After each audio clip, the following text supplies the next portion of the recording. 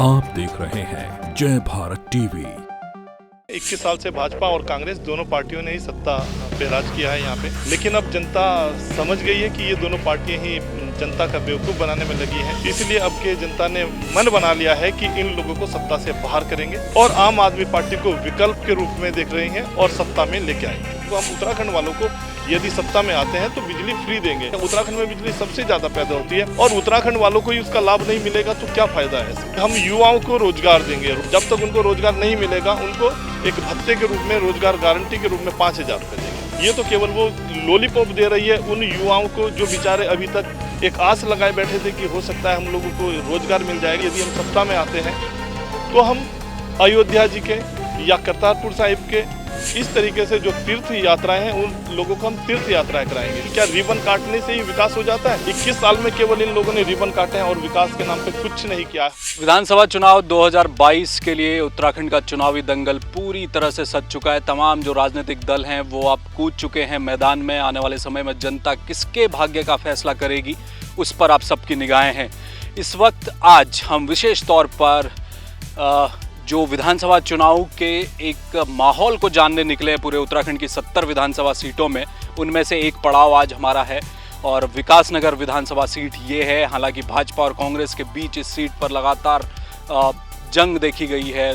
3 बार भाजपा यहाँ से उसका विधायक यहाँ रहे हैं, 2 बार कांग्रेस के 9 प्रभात भी रहे हैं। मुन्ना सिंह चौहान वर्तमान में विधायक हैं, लेकिन इस बार आम आदमी पार्टी ने जिस तरह से उत्तराखंड में तीसरे विकल्प के तौर पर अपनी जगह, मजबूत जगह बना ली है, उसके बाद अब आंकड़े बदल भी सकते हैं।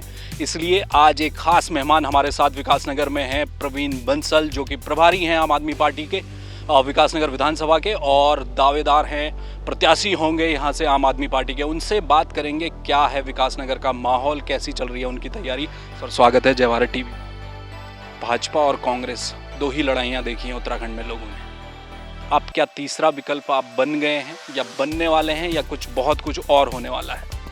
हमारा उत्तराखंड में 21 साल हो गए हैं। 21 साल से भाजपा और कांग्रेस दोनों पार्टियों ने ही सत्ता पे राज किया है यहाँ पे, लेकिन अब जनता समझ गई है कि ये दोनों पार्टियां ही जनता का बेवकूफ़ बनाने में लगी हैं। इसलिए अब के जनता ने मन बना लिया है कि इन लोगों को सत्ता से बाहर करेंगे और आम आदमी पार्टी को विकल्प के रूप में देख रहे हैं और सत्ता में लेके आएंगे। अरविंद केजरीवाल लगातार उत्तराखंड आ रहे हैं और कई मुफ्त की घोषणाएं उन्होंने की हैं। बिजली को लेकर किया है, बेरोजगारी को लेकर उन्होंने बात की, अभी एक रोड शो भी किया था उन्होंने। बहुत सारी घोषणाएं हैं, क्या वो पूरी करने की स्थिति में आम आदमी पार्टी? और आपको लगता है कि ये सारी जितनी घोषणाएं हैं ये गेम चेंजर के तौर पर देख रहे हैं आप 2022 में? जी हाँ, निश्चित रूप से। देखिएगा, जहाँ मैं खड़ा हूँ ये विकासनगर विधानसभा का क्षेत्र है और हमारे क्षेत्र में भी 5 बिजली की परियोजनाएं हैं। 5 बिजली की परियोजनाएं होने के बावजूद भी हमारे क्षेत्र में लोगों को बिजली की सुविधाएं भरपूर मात्रा में नहीं मिल पाती और लगातार लोग बिजली के बिलों को लेकर घूमते हैं। उनके बिजली के बिल या तो गड़बड़ आते हैं या उन्हें परेशान करते हैं और बिजली जितनी क्षेत्र में मिलनी चाहिए उन लोगों को नहीं मिलती। बिजली हमारे क्षेत्र से दूसरे क्षेत्रों में बेची जाती है। हमारी पार्टी ने कहा है कि हम अपने क्षेत्र वालों को, हम उत्तराखंड वालों को यदि सत्ता में आते हैं तो बिजली फ्री देंगे। वो बात ठीक भी है, क्योंकि जब यहाँ पे बिजली सबसे ज़्यादा पैदा होती है, उत्तराखंड में बिजली सबसे ज़्यादा पैदा होती है और उत्तराखंड वालों को ही उसका लाभ नहीं मिलेगा तो क्या फ़ायदा है ऐसे। तो आम आदमी पार्टी ने कहा कि बिजली हम फ्री देंगे, वो बात अच्छी कही है। दूसरे नंबर पर कहा है कि हम युवाओं को रोजगार देंगे। रोजगार न देने तक, जब तक उनको रोजगार नहीं मिलेगा, उनको एक भत्ते के रूप में, रोजगार गारंटी के रूप में 5,000 रुपये देंगे। देखिएगा, अभी वर्तमान में भाजपा सरकार है। भाजपा सरकार के 5 साल पूरे होने वाले हैं। 1-1.5 महीने का कार्यकाल शेष बचा है। 1-1.5 महीने का कार्यकाल शेष बचा है जिसमें कि आचार संहिता भी लगने वाली है और भाजपा सरकार घोषणाएं कर रही है कि हम 20,000, 25,000 युवाओं को नौकरी देंगे और तमाम तरीके से टेस्ट करा रही है या उनकी भर्ती की जो प्रक्रिया है वो प्रारंभ की है। क्या आपको लगता है कि अब सरकार के पास, भाजपा सरकार के पास इतना टाइम है कि उन युवाओं को वो नौकरी दे पाएगी? ये तो केवल वो लॉलीपॉप दे रही है उन युवाओं को जो बेचारे अभी तक एक आस लगाए बैठे थे कि हो सकता है हम लोगों को रोजगार मिल जाएगा, लेकिन वो उनको भ्रमित कर रही है और भ्रम में डाल रही है कि आपको रोजगार मिल जाएगा, आपको नौकरी मिल जाएगी, जबकि ऐसा कुछ नहीं है। वो तो केवल एक भ्रम में डाल रही है। तीसरे नंबर पे हमारी पार्टी ने कहा है कि यदि हम सत्ता में आते हैं तो हम अयोध्या जी के या करतारपुर साहिब के इस तरीके से जो तीर्थ यात्राएं हैं उन लोगों को हम तीर्थ यात्राएं कराएंगे। ठीक है, इसमें कोई बुरी बात नहीं है, बहुत अच्छी बात है। हमारे क्षेत्र में युवाओं को हमारे क्षेत्र में युवाओं को, बुजुर्गों को एक आस रहती है कि हमारा क्षेत्र पहाड़ी क्षेत्र है और हम कहीं ना कहीं तीर्थ यात्रा पे जाएं। हिंदू धर्म से जुड़ी आस्था का विषय है कि हम अयोध्या जी के दर्शन करना चाहते हैं, युवाओं का मानना है, बुजुर्गों का मानना है। और हमारी पार्टी कहती है कि यदि हम लोग सत्ता में आएंगे तो हम अपने नागरिकों को, उत्तराखंड के नागरिकों को मुफ्त यात्रा कराएंगे। वो एक अच्छी बात है और ये तीनों चीज़ें गेम चेंजर साबित होंगी निश्चित रूप से। भाजपा और कांग्रेस के विधायक यहाँ पर रहे हैं बंसल सिंह लगातार, 2 विधायक 2 बार कांग्रेस ने यहाँ पर विधायक उनके रहे। मुन्ना सिंह रोहन रहे, उन्होंने पहले एक उपचुनाव जीता, फिर अभी वर्तमान में विधायक भी हैं। शायद इन 5 चुनावों में बहुत सारा काम भी हुआ होगा। आप कैसे उनके सामने अपने आप को पाते हैं? क्या स्थिति है इस समय विधानसभा की? विकास कितना हुआ है और कितना होना बाकी है?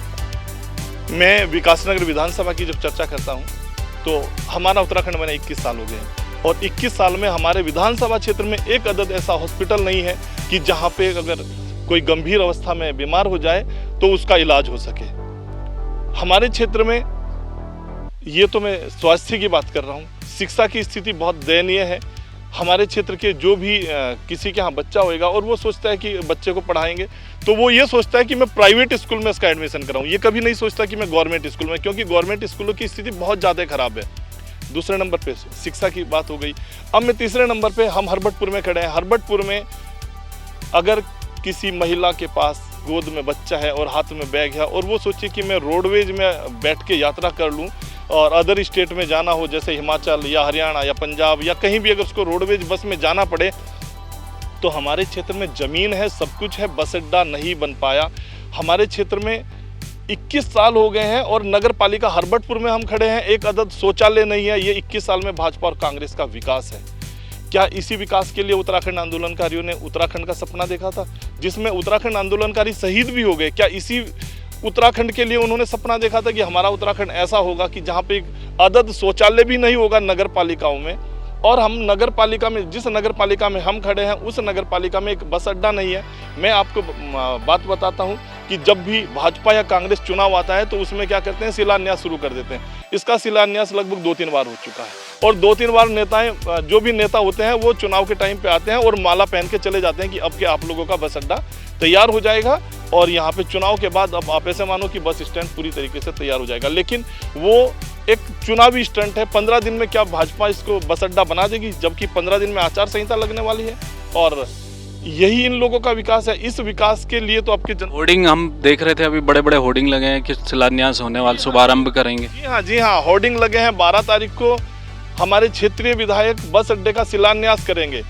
क्या आप मुझे बताओ, 15 दिन में आचार संहिता लगने वाली है, क्या 15 दिन में भारतीय जनता पार्टी रिबन काट कर क्या बस अड्डा बना देगी? क्या रिबन काटने से ही विकास हो जाता है? 21 साल में केवल इन लोगों ने रिबन काटे हैं और विकास के नाम पे कुछ नहीं किया है। हमारे क्षेत्र में विकासनगर में एक अदद अस्पताल नहीं है, शिक्षा की व्यवस्था डैमेज है, युवाओं को रोजगार नहीं है। ये विकास है उत्तराखंड का। कमीशनखोरी पूरी तरीके से चरम पर है।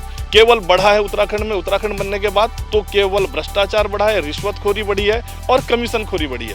आज विकास योजनाओं में 30 से 40% तक कमीशन लिया जाता है।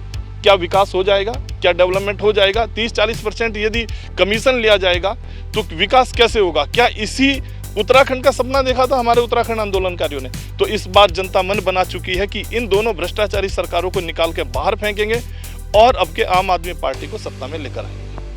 उत्तराखंड के लिहाज से मेरा एक प्रश्न है आपसे, क्योंकि एक वरिष्ठ नेता भी हैं आम आदमी पार्टी के, आप क्या देखते हैं, कितनी सीटें आप मानकर चल रहे हैं उत्तराखंड में 2022 में आप लेकर आ रहे हैं? हम लोग तो मान रहे हैं कि हमारी सरकार बन रही है। सरकार बना, बिल्कुल सरकार बनाएंगे हम। एक मेरा आखिरी सवाल है, केजरीवाल लगातार यहाँ आ रहे हैं, दिल्ली मॉडल को उत्तराखंड में उतारने की बात चल रही है। इसमें कोई शक नहीं है कि दिल्ली में बेहतरीन काम हुआ है, एजुकेशन में स्कूल बहुत अच्छे बने हैं। उत्तराखंड में अभी आपने एक छोटी चर्चा भी की, पूरे उत्तराखंड में पर्वतीय इलाका है, स्कूलों की स्थिति बहुत ख़राब है, टीचर हैं नहीं और खस्ताहाल भवन है। पिछली अभी मौजूदा सरकार ने तो कई स्कूल बंद भी कर दिए क्योंकि वहाँ बच्चे तक नहीं हैं। उसको लेकर क्या प्लानिंग है? अपनी विधानसभा की बात आप मुझे बताइए कि वो क्या प्लान कर रहे हैं आप? जब मैं अपनी विधानसभा विकासनगर की चर्चा करता हूँ, एजुकेशन के मामले में हम लोग बहुत पीछे हैं। यहाँ पे प्राइवेट स्कूलों की तो दिन दोगुनी रात चौगुनी तरक्की हो रही है, लेकिन गवर्नमेंट के जो स्कूल हैं उनकी स्थिति बहुत ज़्यादा दयनीय है। हम लोग यदि सत्ता में आते हैं, हम लोग सत्ता में आने के बाद जो प्राइवेट स्कूल हैं उनकी स्थिति गवर्नमेंट स्कूलों की स्थिति ज़्यादा अच्छी होगी और प्राइवेट स्कूल उनसे बदतर हो जाएंगे। मैं ये आप लोगों से वादा करता हूँ कि हम गवर्नमेंट स्कूलों की तरफ ध्यान देंगे। लोग गवर्नमेंट स्कूलों में अपने बच्चे भेजेंगे प्राइवेट स्कूलों से निकाल कर। ये मैं आप लोगों को विश्वास दिलाता हूँ और अपने क्षेत्र की जनता को भी यही विश्वास दिलाता हूँ कि यदि हम सत्ता में आते हैं तो हम शिक्षा के स्तर में अमूलचूल परिवर्तन लाएंगे और बच्चों को लगेगा कि हाँ, सरकारी स्कूलों में ही हमें एडमिशन लेना है, प्राइवेट स्कूलों में हमें नहीं जाना है। चलिए, हमसे बातचीत के लिए शुक्रिया। धन्यवाद। तो ये थे प्रवीण बंसल, जिन्होंने कहा कि तीसरा विकल्प नहीं है, बल्कि सीटें गिन नहीं रहे हैं, सरकार बना रहे हैं। और एक बड़ी बात उन्होंने ये कही है कि इस दफ़ा सत्ता का हस्तांतरण नहीं होने वाला। कांग्रेस और भाजपा के बीच में आम आदमी पार्टी मजबूत स्थिति में आगे बढ़ रही है। जहाँ तक बात विकासनगर विधानसभा की है, तो उन्होंने कहा कि बहुत सारे बुनियादी सवाल थे। पिछले 20 सालों में बहुत कुछ होना था इस इलाके में, सब कुछ है यहाँ, लेकिन स्कूल नहीं है, अस्पताल नहीं है, युवाओं के पास रोजगार नहीं है।